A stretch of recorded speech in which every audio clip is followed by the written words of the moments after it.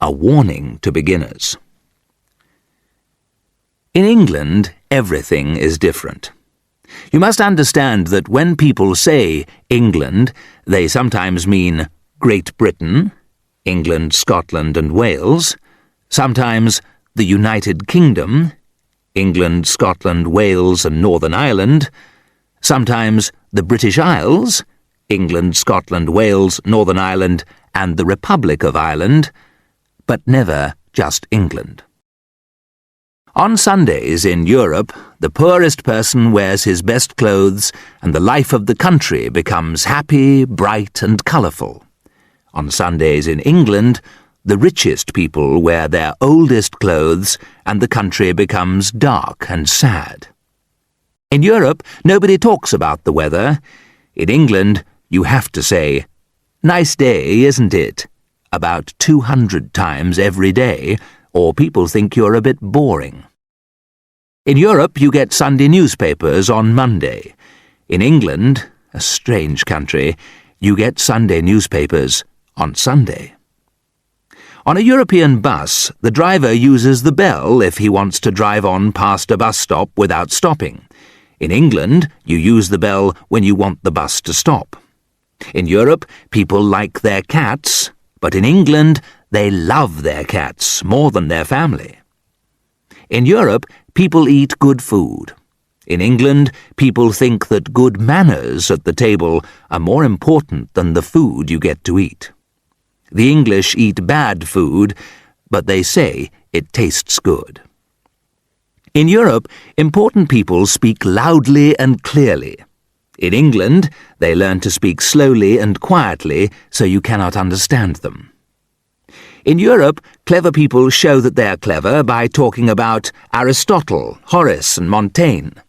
In England, only stupid people try to show how clever they are. The only people who talk about Latin and Greek writers are those who have not read them. In Europe, almost every country, big or small, fights wars to show they are the best. The English fight wars against those people who think they are the best. The English already know which country is really the best. Europeans cry and quickly get angry. Instead of this, the English just laugh quietly at their problems. In Europe, people are either honest with you or they lie to you. In England, people almost never lie, but they are almost never quite honest with you either. Many Europeans think that life is a game. The English think cricket is a game. Introduction. This part of the book tells you how to introduce people to other people. Most importantly, when you introduce strangers, do not say their name so that the other person is able to hear it. Usually this is not a problem because nobody can understand your accent. If somebody introduces you to a stranger, there are two important rules to follow. 1. If he puts out his hand to shake yours, do not take it. Smile and wait. When he stops trying to shake your hand, try to shake his. Repeat this game all afternoon or evening. Quite possibly, this will be the most amusing part of your afternoon or evening. 2. The introductions are finished and your new friend asks if you are well. How do you do? But do not forget, he does not really want to know. To him, it does not matter if you are well or if you are dying of a terrible illness. Do not answer. Your conversation will be like this. He. How do you do? You. Quite good health, not sleeping very well, left foot hurts a bit, 1 or 2 stomach problems. A conversation like this is un-English and unforgivable. When you meet somebody, never say, "Pleased to meet you." English people think this is very rude. And one other thing. Do not call foreign lawyers, teachers, doctors, dentists, or shopkeepers doctor. Everybody knows that the little word doctor means that you are a Central European. It is not a good thing to be a Central European in England, so you do not want people to remember. The weather. This is the most important subject in the land. In Europe, people say, "He is the type of person who talks about the weather," to show that somebody is very boring. In England, the weather is always an interesting, exciting subject, and you must be good at talking about it. Examples for conversation. For good weather. "Nice day, isn't it?" "Isn't it beautiful?" "The sun, isn't it wonderful?" "Yes, wonderful, isn't it?" "It's so nice and hot." "I think it's so nice when it's hot, isn't it?" "I really love it, don't you?" For bad weather. "Terrible day, isn't it?" "Isn't it unpleasant?" "The rain. I don't like the rain." "Just think, a day like this in July. It rains in the morning, then a bit of sun, and then rain, rain, rain all day." "I remember the same July day in 1936. "Yes, I remember too." Or was it 1928? "Yes, it was." Or in 1939? "Yes, that's right." Now look at the last few sentences of this conversation. You can see a very important rule. You must always agree with other people when you talk about the weather. If it is raining and snowing, and the wind is knocking down trees, and someone says, "Nice day, isn't it?" answer immediately, "Isn't it wonderful?" Learn these conversations by heart. You can use them again and again. If you repeat these conversations every day for the rest of your life, it is possible that people will think you are clever, polite, and amusing. Listen to the weather reports on the radio, and you will hear different weather reports for different people. There is always a different report for farmers. For example, you hear, "Tomorrow it will be cloudy and cold. There will be a lot of rain." Then, immediately after this, you hear, "Weather report for farmers. It will be bright and warm, and there will be a lot of sunshine." Farmers do important work for the country, so they need better weather, you see. Often the radio tells you that it is a nice day, but then you look outside and see that it is raining or snowing. Sometimes the radio says it is a rainy day, and you see that the sun is shining brightly. This is not because the weather people have made a mistake. It is because they have reported the right weather as they want it to be. But then some troublesome weather from another part of the world moves in across Britain and changes the weather picture. If British weather has to mix with foreign weather, things are not looking very good. Soul. Not quite saying what you mean. Foreigners have souls. The English do not have souls.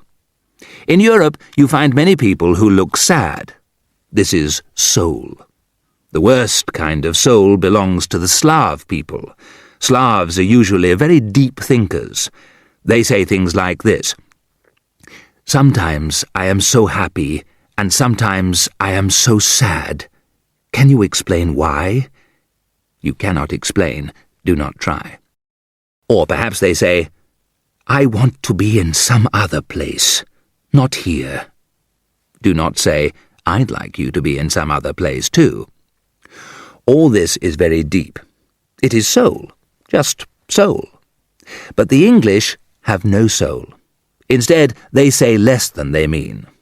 For example, if a European boy wants to tell a girl that he loves her, he goes down on his knees and tells her she is the sweetest, most beautiful and wonderful person in the world.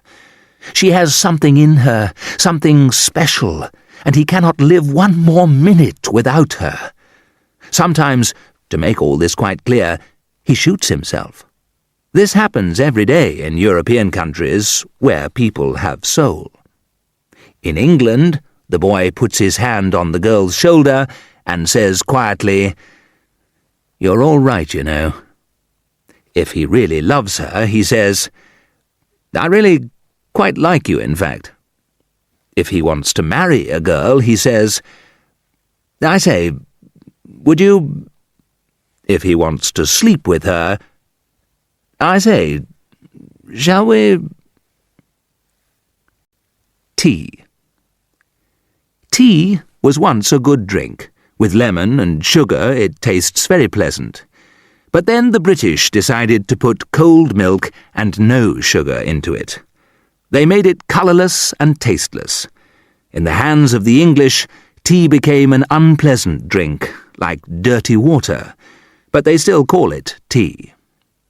Tea is the most important drink in Great Britain and Ireland. You must never say, "I do not want a cup of tea," or people will think that you are very strange and very foreign. In an English home, you get a cup of tea at 5 o'clock in the morning, when you are still trying to sleep. If your friend brings you a cup of tea and you wake from your sweetest morning sleep, you must not say, "I think you are most unkind to wake me up, and I'd like to shoot you." You must smile your best 5 o'clock smile and say, "Thank you so much. I do love a cup of tea at this time of the morning." When your friend leaves the room, you can throw the tea down the toilet. Then you have tea for breakfast. You have tea at 11 o'clock in the morning, then after lunch, then you have tea at tea time, about 4 o'clock in the afternoon, then after supper, and again at 11 o'clock at night.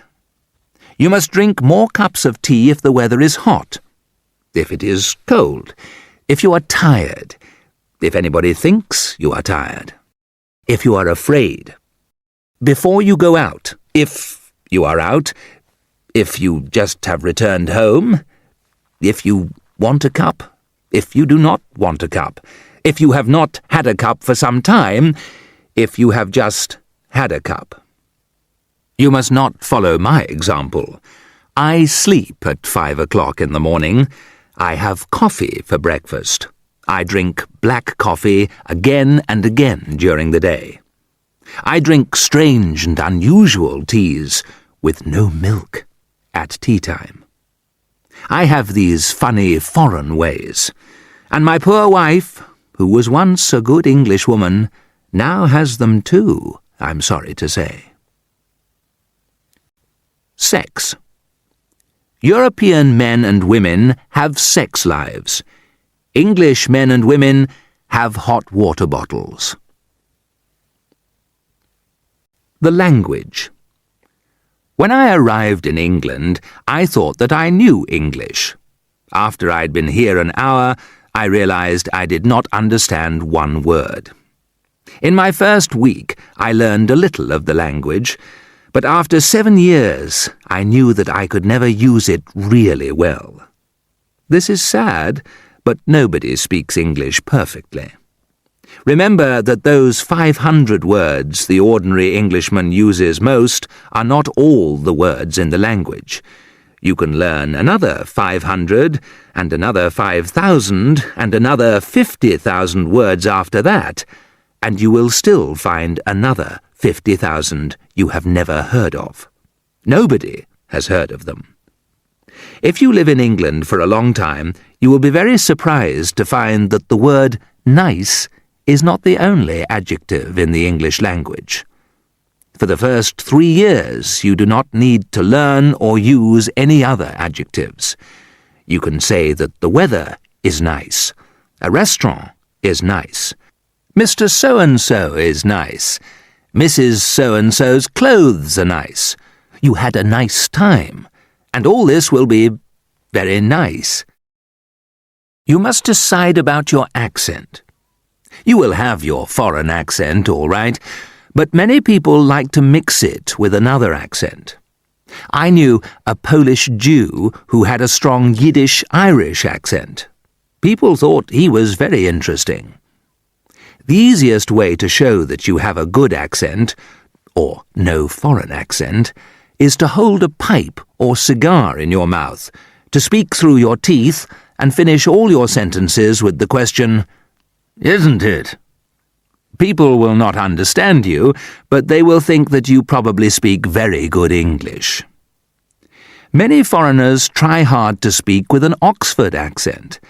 The city of Oxford has a famous university. If you have an Oxford accent, people think that you mix with clever people and that you are very intelligent. But the Oxford accent hurts your throat and is hard to use all the time. Sometimes you can forget to use it, speak with your foreign accent, and then where are you?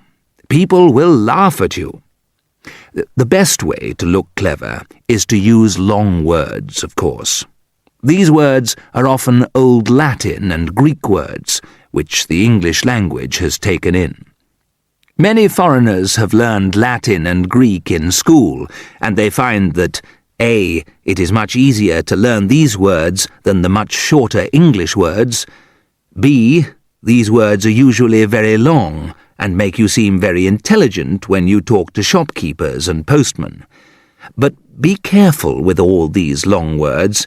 They do not always have the same meaning as they once had in Latin or Greek.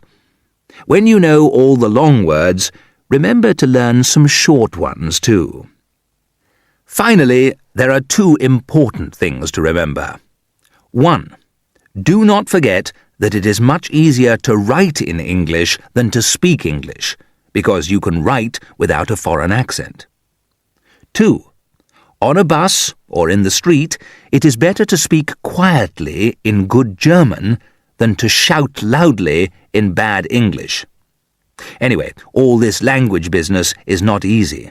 After 8 years in this country, a very kind woman told me the other day, "You speak with a very good accent, but without any English." How not to be clever. "You foreigners are so clever," a woman said to me some years ago. I know many foreigners who are stupid. I thought she was being kind, but not quite honest. Now I know that she was not being kind. These words showed that she did not like foreigners. Look at the word clever in any English dictionary. These dictionaries say clever means quick, intelligent.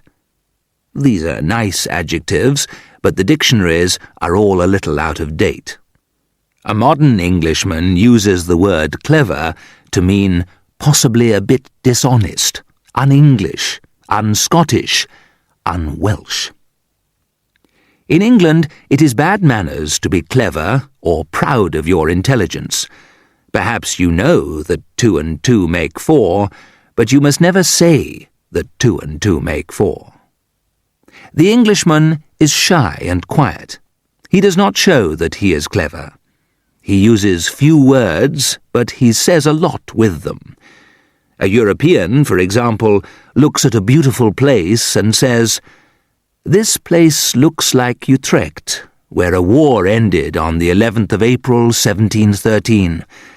The river over there is like the Guadalquivir in the Sierra de Cazorla and is 650 kilometers long. It runs southwest to the Atlantic Ocean." Rivers. What does so-and-so say? Did I tell you about... You cannot speak like this in England. An Englishman looks at the same place. He is silent for 2 or 3 hours, and then he says, "It's pretty, isn't it?" An English girl, of course, understands it is not clever to know if Budapest is the capital city of Romania, Hungary, or Bulgaria. It is so much nicer to ask when someone speaks of Barbados, Banska Bystrica, or Fiji, "Oh, those little islands, are they British?" Once they usually were. How to be rude. It is easy to be rude in Europe. You just shout and call people animal names. To be very rude, you can make up terrible stories about them. In England, people are rude in a very different way. If somebody tells you an untrue story, in Europe you say, "You are a liar, sir." In England, you just say, "Oh, is that so?" Or, "That's quite an unusual story, isn't it?" A few years ago, when I knew only about 10 words of English and used them all wrong, I went for a job. The man who saw me said quietly, "I'm afraid your English is a bit unusual." In any European language, this means, "Kick this man out of the office." 100 years ago, if somebody made the Sultan of Turkey or the Tsar of Russia angry, they cut off the person's head immediately. But when somebody made the English Queen angry, she said, "We are not amused." And the English are still, to this day, very proud of their Queen for being so rude. Terribly rude things to say are, "I'm afraid that," "How strange that," and "I'm sorry, but..." You must look very serious when you say these things. It is true that sometimes you hear people shout, "Get out of here!" or "Shut your big mouth!" or "Dirty pig!" etc. This is very un-English. Foreigners who lived in England hundreds of years ago probably introduced these things to the English language. How to compromise. For the British, compromise is very important. Compromise means that you bring together everything that is bad. For example, English people agree to go to a party, but then do not speak to anyone. In an English house, you can see that the English compromise. It is all right for their houses to have walls and a roof, but they must be as cold inside as the garden outside.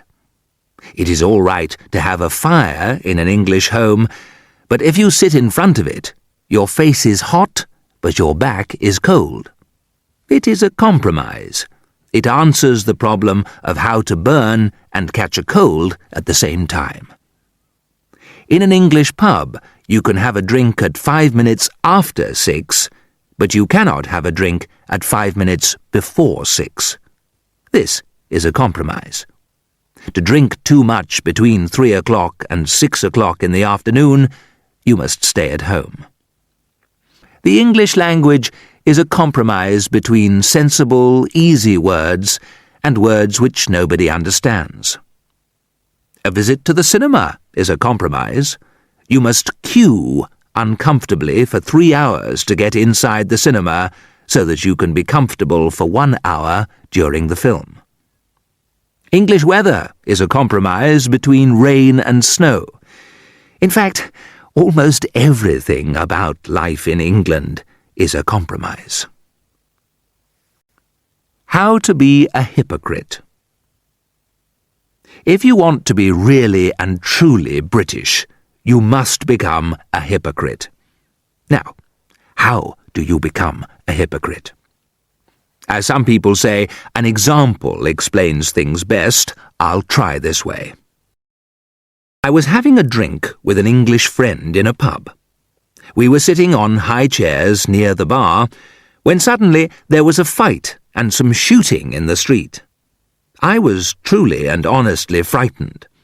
A few seconds later, I looked for my friend, but I couldn't see him anywhere. At last, I saw that he was lying on the floor. When he realized we were safe in the pub, he stood up. He turned to me and smiled. "Good God," he said. "You were frightened. You didn't even move." Small pleasures. It is important to learn to enjoy small pleasures because that is terribly English. All serious Englishmen play cricket and other games. During the war, the French thought the English were childish because they played football and children's games when they were not fighting. Boring and important foreigners cannot understand these small pleasures. They ask, why do important men in the British government stand up and sing children's songs? Why do serious businessmen play with children's trains while their children sit in the next room learning their lessons? Why, more than anything else, do grown-up people want to hit a little ball into a small hole? This is a very popular sport in England. Why are the great men in government who saved England in the war only called quite good men? Foreigners want to know, why do English people sing when nobody is in the room? If somebody is in the room, the English will stay silent for months. Favourite things.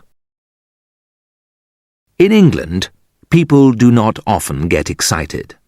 They do not enjoy many things, but they love to queue. In Europe, if people are waiting at a bus stop, they look bored and half asleep.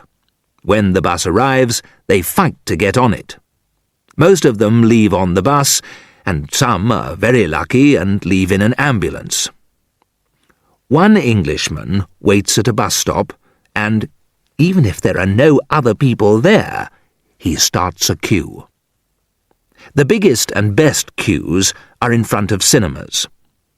These queues have large cards that say, "Queue here for 4 shillings and 6pence. Queue here for 9 shillings and 3pence. Queue here for 16 shillings and 8pence.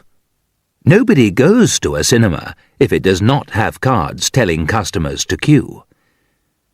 At weekends, an Englishman queues up at the bus stop, travels out to Richmond, queues up for a boat, then queues up for tea, then queues up for ice cream, then queues up some more, because it is fun, then queues up at the bus stop when he wants to go home. He has a very good time. Many English families spend pleasant evenings at home just by queuing for a few hours. The parents are very sad when the children leave them and queue up to go to bed. Remember, if you go for a walk with a friend in England, don't say a single word for hours. If you go for a walk with your dog, talk to it all the time. A Bloomsbury intellectual. Bloomsbury intellectuals do not want to look like each other, so they all wear the same clothes.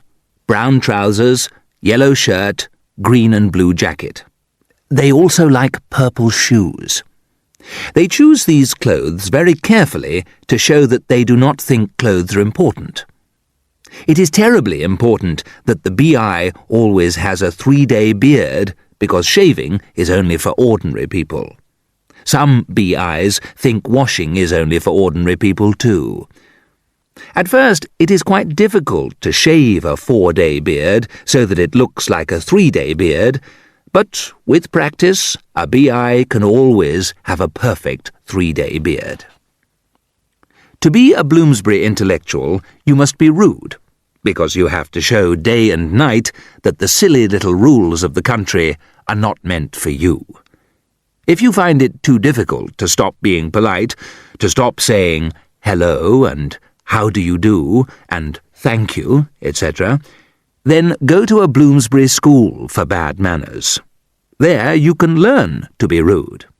After 2 weeks, you will not feel bad if, on purpose, you stand on the foot of somebody you do not like as you get on the bus. Finally, remember the most important rule. Always be different. Only think and talk about new ideas. This is not difficult. Just think and talk about the same new ideas that other Bloomsbury intellectuals think and talk about.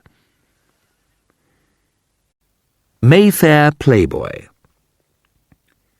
Put the little word "d" in front of your name. This makes people think that you are important.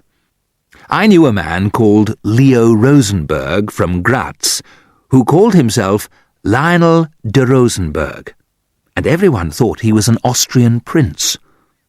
Understand that the most important thing in life is to have a nice time, go to nice places, and meet nice people. Now, to have a nice time, you must drink too much. Nice places are great hotels and large houses with a lot of music and no books. Nice people say stupid things in good English. Unpleasant people say clever things with a bad accent. In the old days, the man who had no money was not a gentleman. Today, in Mayfair, things are different. A gentleman can have money or borrow money from his friends. The important thing is that even if he is very poor, he must not do useful work. Always laugh if someone says something amusing. Be polite, but do not be serious. Laugh at everything that you are not intelligent enough to understand. Don't forget that your clothes, your trousers, ties, and shirts are the most important things in your life. Always be drunk after 6:30 p.m. How to be a filmmaker. To become a really great British filmmaker, you need to have a little foreign blood in you. The first thing a British filmmaker wants to do is to teach Hollywood how to make good films. To do this, you must not try to make films about American subjects. Here is the subject for an American film. Do not use it. A young man from Carthage, Kentucky, who can sing beautifully, goes to town. After many difficulties, he becomes New York's most famous singer. At the same time, he falls in love with a poor girl who works in a local shop. She is very beautiful, but nobody knows that she also has the best voice in the city. She helps her lover when she sings a song in his theatre in front of 6 million people. The young and very famous singer marries the girl. Here is an example of a serious and deep American film. A happy but very poor young man in New Golders Green, Alabama, becomes very rich selling thousands of machines to other poor people. The richer he becomes, the more unhappy he is. Everybody knows that money cannot make you happy. It is better to be poor and have no job.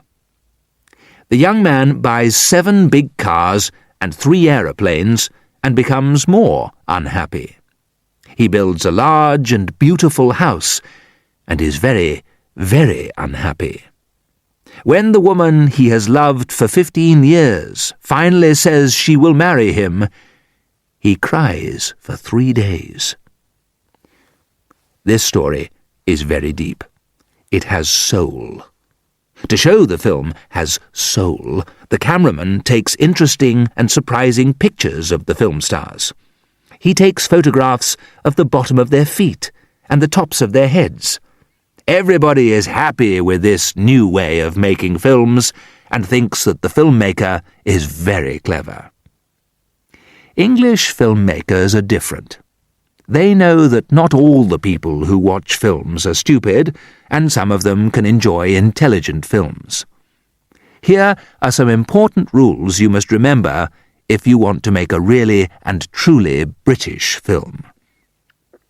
1. The famous writer, Mr. Noel Coward, says that he met a man who once saw a Cockney. Cockneys are people who were born in the east of London. They cannot speak good English, and they cannot say the letter H, but they are kind and have big hearts. Now all good people in films are Cockneys, and every British film must have a Cockney. 2. Nothing is too good for a British filmmaker. He must have the best.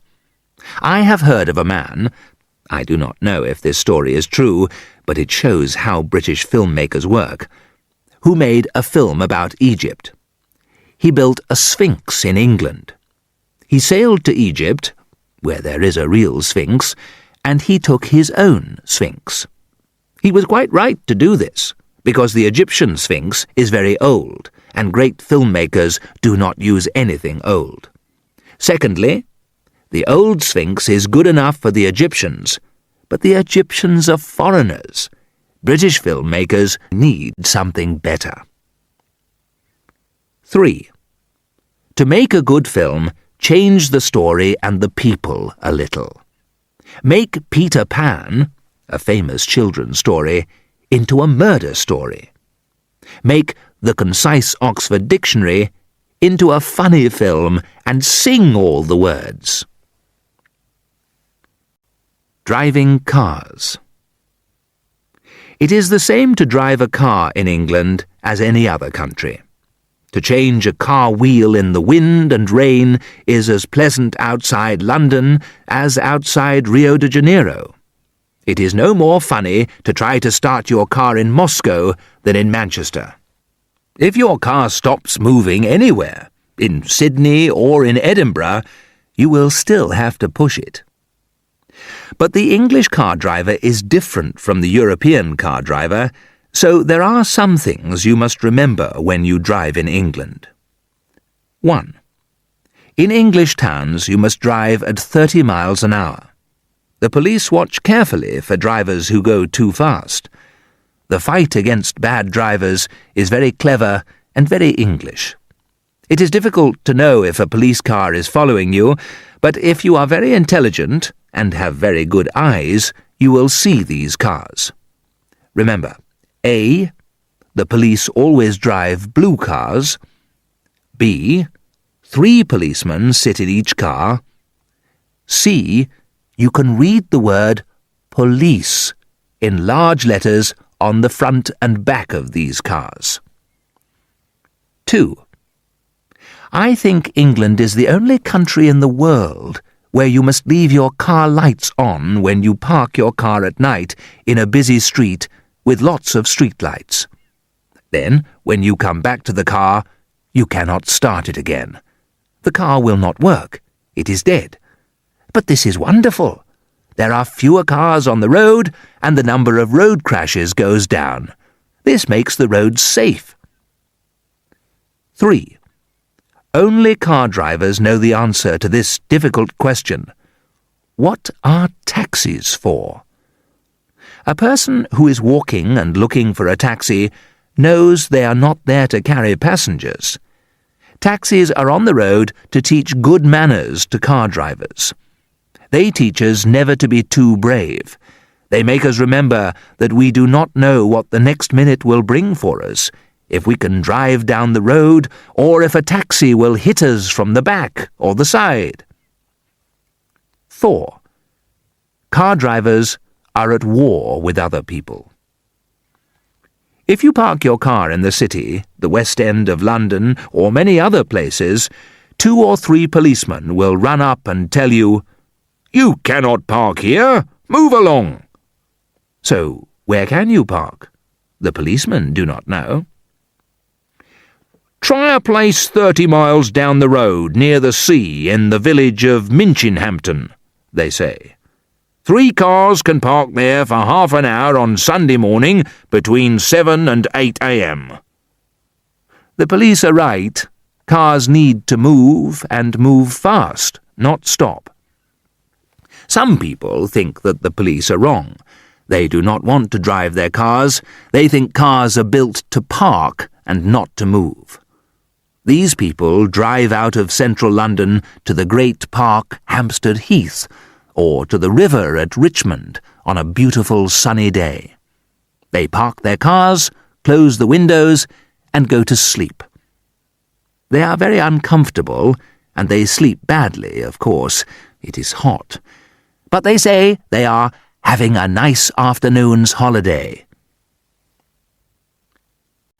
3 games for bus drivers. If you become a bus driver in England, play these 3 very amusing games. 1. Drive along the street and suddenly turn right. Don't tell anybody. It is very amusing. Other drivers do not know that you are going to turn right, and they crash into your big bus with their little cars. 2. Drive up to a bus stop. Hide behind a large lorry or another bus. Then, when you get to the bus stop, do not stop, but drive away fast.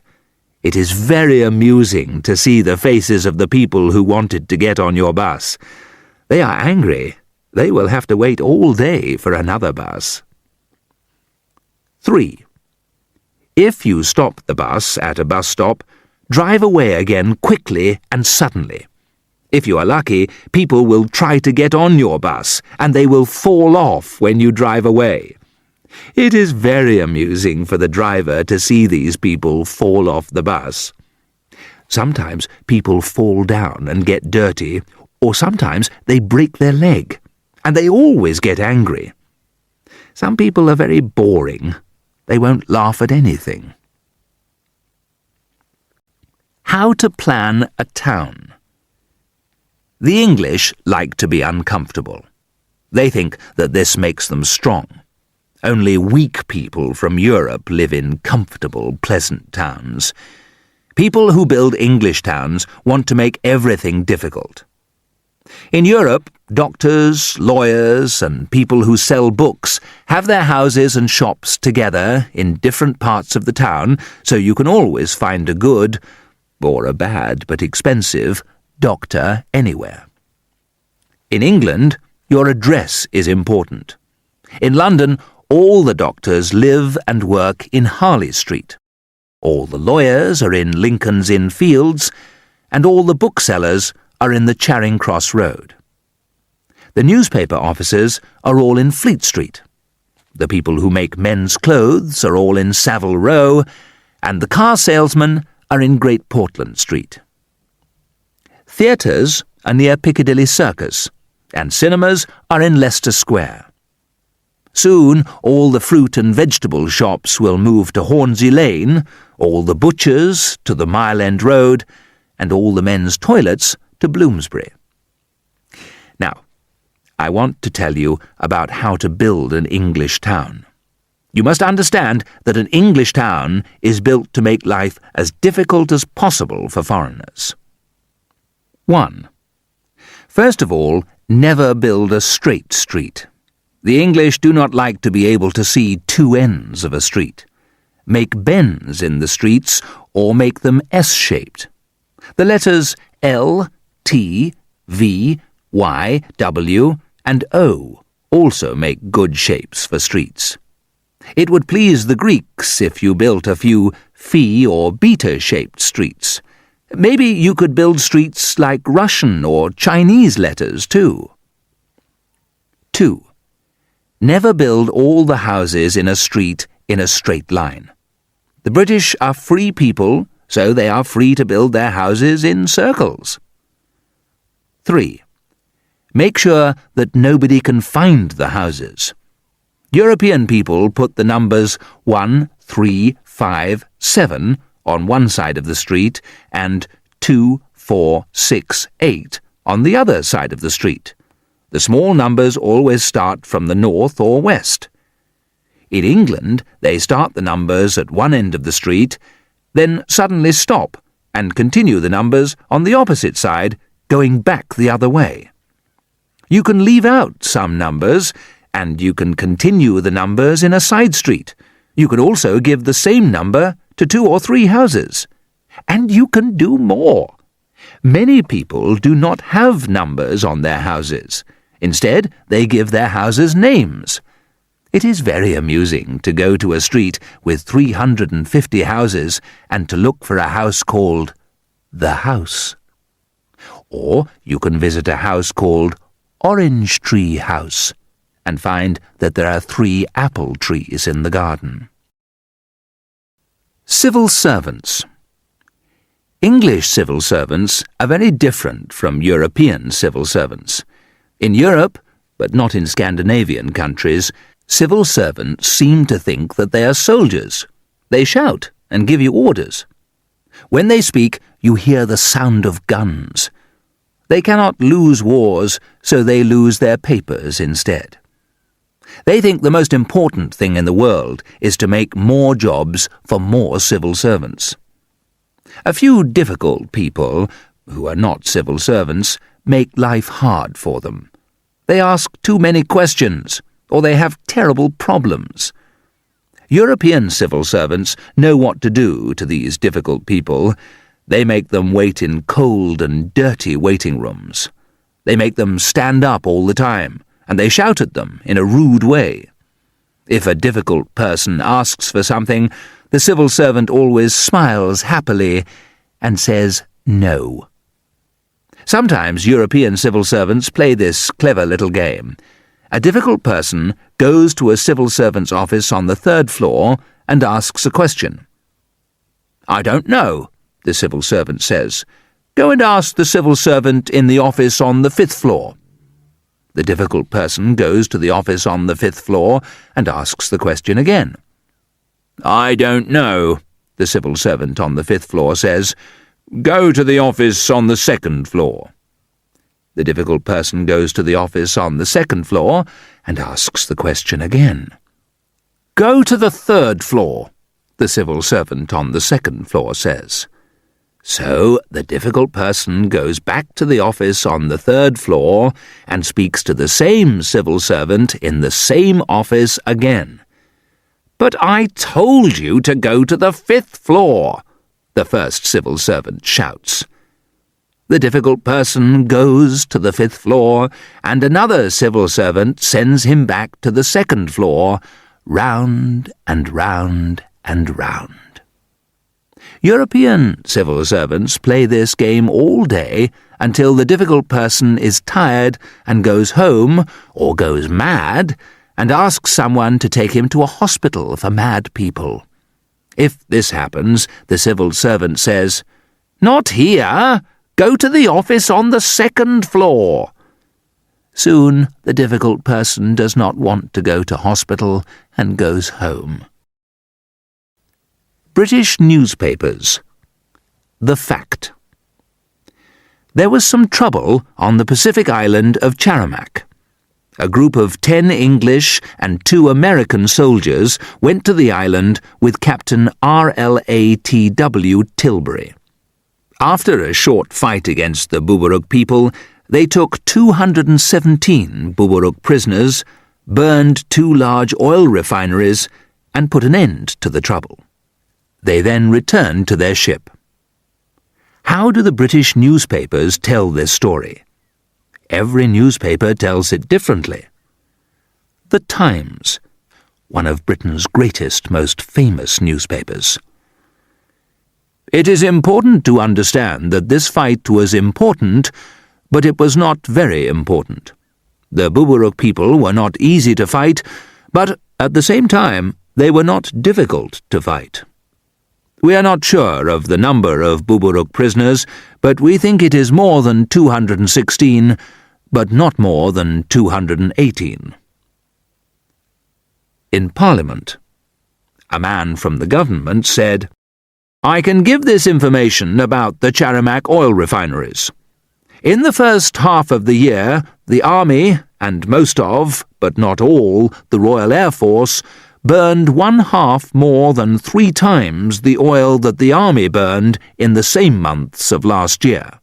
This is 7.5 times more than the 2/5 that they burned 2 years ago, and 3/4 more than 12 times 1/6 that they burned 3 years ago." Someone jumped to his feet and asked if the government knew that the British people were worried and angry because the army went into Charamac but not into Ragamuc. The government speaker said, "I have nothing to say about that, sir. I said everything when I spoke on the 2nd of August, 1892. If naturalized. The verb to naturalize shows that you must become British to be a natural person. Look at the word natural in a dictionary. It means real. So, if you are not naturalized, you are not a real person. To become a real person, you must become British. You must ask the British government to make you British. The government can say yes, or it can say no. If the government says yes and you become British, you must change the way that you think and live. You must not say the things that you think, and you must look down on everything that you really are, an alien. You must be like my English friend, Gregory Baker. He is an English lawyer. He looks down on these people: foreigners, Americans, Frenchmen, Irishmen, Scotsmen, Welshmen, Jews, workers, poor people, businessmen, writers, women, lawyers who are too rich, lawyers who are too poor. He does not like his mother, because she is a good businesswoman. He does not like his wife, because he does not like her family, and he does not like his brother, because he is a soldier. Gregory does like his 7-year-old son, because their noses are the same shape. If you are naturalized, remember, you must eat porridge for breakfast and say that you like it.